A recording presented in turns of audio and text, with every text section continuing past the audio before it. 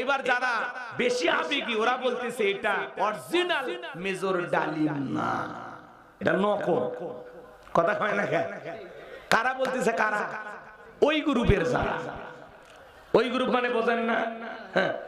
ওনারা বলতেছে আমরা এত বছর খুঁজলাম মেজর ডালিমকে পাইলাম না। আর সাংবাদিক এলিয়াস ভাই কি দক্ষ সাংবাদিক, দেশকে নিয়ে এত ভাবেন, সেই ভাই ফেসবুক লাইভে ইউটিউবে তাম পৃথিবীর মানুষকে 50 বছরে হারিয়ে যাওয়া সেই মানুষটাকে সরাসরি দেখাইছে। বাংলাদেশের সে একজন আলোচিত ব্যক্তি, নাম হলো মেজর ডালিম। নাম আপনারা শোনেননি? ওনার একটা সাক্ষাৎকার নিয়েছেন 2 ঘন্টা 9 মিনিটের একটা ফেসবুক লাইভ, ইউটিউবে লাইভ আপনারা দেখেছেন। সেটা প্রায় 1 কোটির কাছাকাছি মানুষ দেখছে এখন পর্যন্ত। মারহাবা কম। এই মেজর ডালিমকে তিনি 50 বছর পরে এই প্রথম মিডিয়ার সামনে হাজির করেছেন। এই মেজর ডালিম উনি কিছু গুরুত্বপূর্ণ তথ্য দিয়েছেন যা বাংলাদেশের ইতিহাসকে উলটপালট করে দিয়েছে। এতদিন আমি যা বুঝতাম, যা ধারণা করছি সব পাল্টে দিয়েছে। কথা কন্টি কিনা? এবার যারা বেশি আবেগী ওরা বলতেছে এটা অরিজিনাল মেজর ডালিম না, এটা নকল। কথা কয় না কেন? কারা বলতেছে? কারা? ওই গ্রুপের যারা, ওই গ্রুপ মানে বোঝেন না? ওনারা বলতেছে আমরা এত বছর খুঁজলাম মেজর ডালিমকে পাইলাম না। আর সাংবাদিক এলিয়াস ভাই কি দক্ষ সাংবাদিক, দেশকে নিয়ে এত ভাবেন, সেই ভাই ফেসবুক লাইভে ইউটিউবে তাম পৃথিবীর মানুষকে 50 বছরে হারিয়ে যাওয়া সেই মানুষটাকে সরাসরি দেখাইছে। মারহাবা কর। এবং উনি যে তথ্যগুলো দিয়েছেন আমি প্রায় পুরোটাই শুনছি। ওনার কথা শুনে মনে হলো যে আসলে উনি যে তথ্যগুলো দিয়েছে সত্য না মিথ্যা আল্লাহ ভালো জানে। তো উনি বারবার যে কথাগুলো বলতেছেন মহান মালিক আল্লাহকে সাক্ষী রেখে অনেক কথাই বিশ্বাস হয়।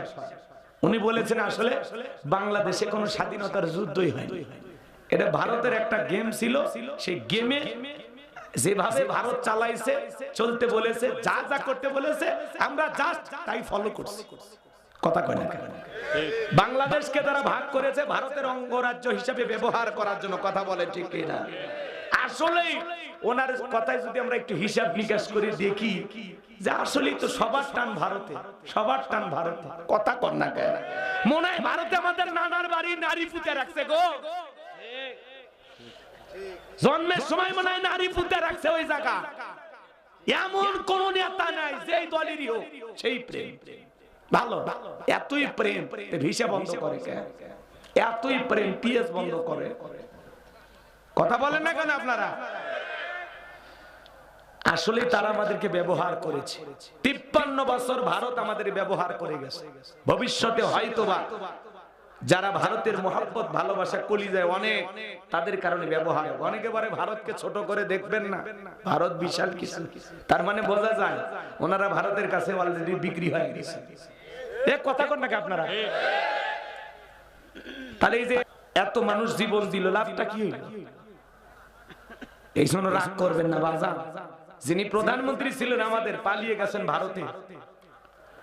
দেখেন তো পৃথিবীর কোন দেশ জায়গা দিল না, ভারত কেন জায়গা দিল? তার মানে অবশ্যই উনি ভারতের খুব কাছের মানুষ ছিলেন। কাছের মানুষই তো বিপদে পাশে দাঁড়ায়। কথা বলে ঠিক কিনা?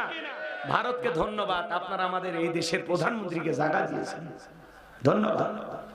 এবং পৃথিবীর সামনে প্রমাণ হয়ে গেছে আমাদেরকে পাকিস্তানের রাজাকার দালাল বললেও আজ পর্যন্ত কেউ পাকিস্তানে যায়নি, কিন্তু যারা ভারতের দালাল, ভারতের কর্মচারী, ওরা ঠিকই ভারতে গেছে। কথা বলেন ঠিক কিনা? উনি প্রধানমন্ত্রী ছিলেন না, উনি ছিলেন ভারতের কর্মচারী। কথা কন না আপনারা? না হলে এই সংকট মুহূর্তে দেশকে ভাবে ফেলাইয়া উনি পালিয়ে যাইতে পারতেন না। এদেশের প্রতি বিন্দু পরিমাণে মায়া মোহাম্মত ভালোবাসা থাকলে, ওনার দলের নেতা কর্মীর প্রতি ভালোবাসা থাকলে উনি পালিয়ে যেতে পারতেন না। উনি বলতেন আমি জীবন দেব, দেশ ছাড়বো না। হ্যাঁ, কই গেল আপনার জনপ্রিয়তা? 16 বছর ক্ষমতায় থাকলেন, কি ভালোবাসা দিলেন? এভাবে পালিয়ে যাওয়া লাগলো। রাগ করতেছেন? আপনাদেরকে আমরা মহব্বত করলে আপনাদের মহব্বত আমাদের প্রতি ছিল না। অনেকে উল্টা পাল্টা বলে, বলেন সমস্যা নাই। আমরা চাইছিলাম ম্যাডাম পদত্যাগ করেন, আল্লাহ বলে কিসের পদত্যাগ? এই যে অন্যায় অপরাধ করছে শুধু পদত্যাগ না, আমি আল্লাহ এদেরকে দেশ ত্যাগ করতে বাধ্য করব। আল্লাহর পাকড়াও বড় কঠিন, আল্লাহ ধরে ধরে না, যেদিন ধরবে মামু বাড়ি দিল্লি গিয়ে পড়বে। কথা বলেন ঠিক না? উনি বাহিরে যায় কি খুব ভালো আছে?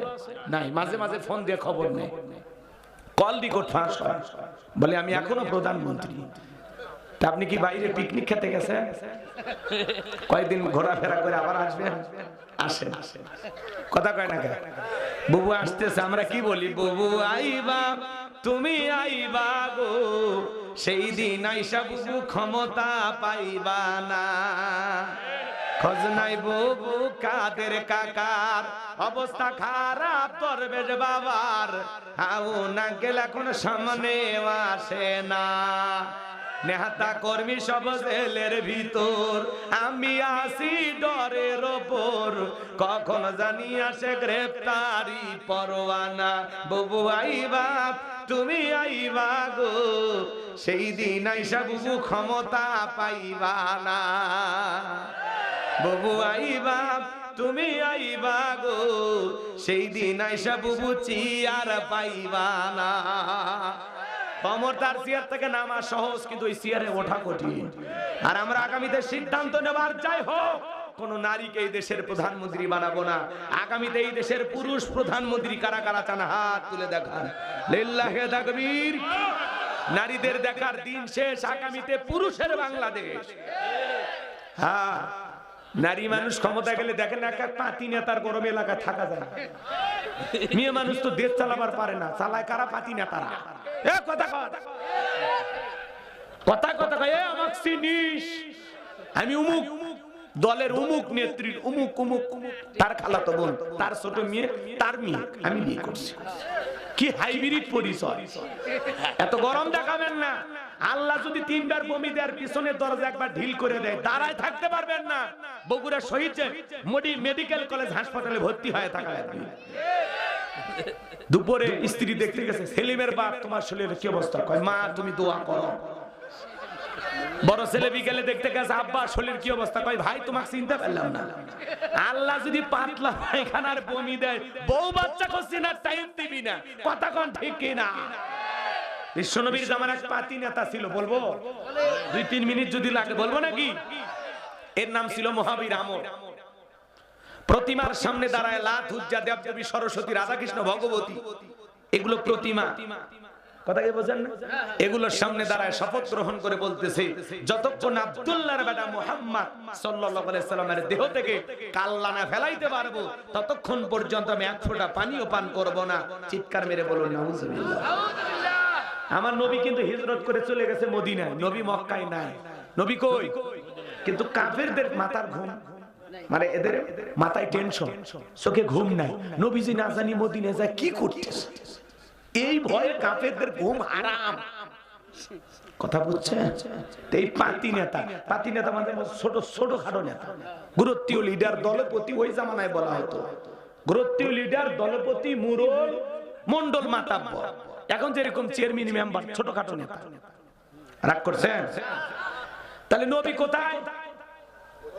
জোরে জোরে নবী কোথায়? বিশ্ব নবী ওই জায়গায় দাওয়াতি কাজ চালাইতেছেন। মক্কার কাফেরদের কেন রাসূলের কোনো মাথা ব্যথা নাই। নবীজি আপন গতিতে দ্বীনের দাওয়াত, দ্বীনি দাওয়াতি কাজ চালিয়ে যাচ্ছে।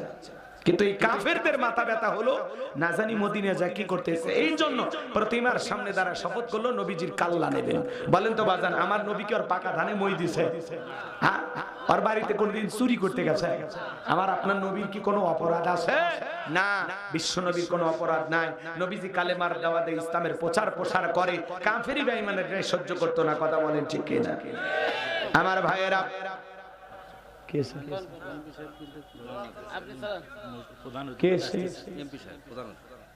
সেই সংবাদ দিবেন। আচ্ছা, এমপি তো আসবি, সমস্যা কি? এখন আসারই দিন। বসেন বসেন।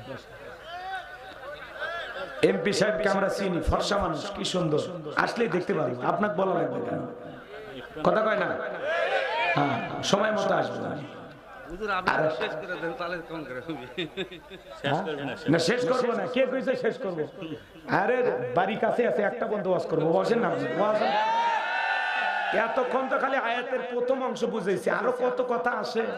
ফেরেশতা কিভাবে আসবে, ভয় পাবো না কিভাবে, মুক্তি পাবো কিভাবে, অনেক কথা বলা আছে। জান্নাত পে কিভাবে আনন্দিত করবো, হুর দিন না বউ দিন নিয়ে বলা লাগবে তো, মেলা কথা বাকি আছে। যাবো যাবো, তাহলে এই জায়গায় একটু ঘটনাটা বলে দেই, মন খারাপ করেন আমার ভাইয়েরা। নবীজির মাথা নেওয়ার ঘোষণা করে মহাবীর আমর মদিনার পথে রওনা করলেন।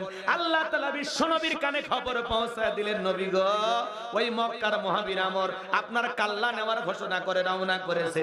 নবী আমার টেনশনে পড়ে গেল, কি করা যায় কি করা যায়।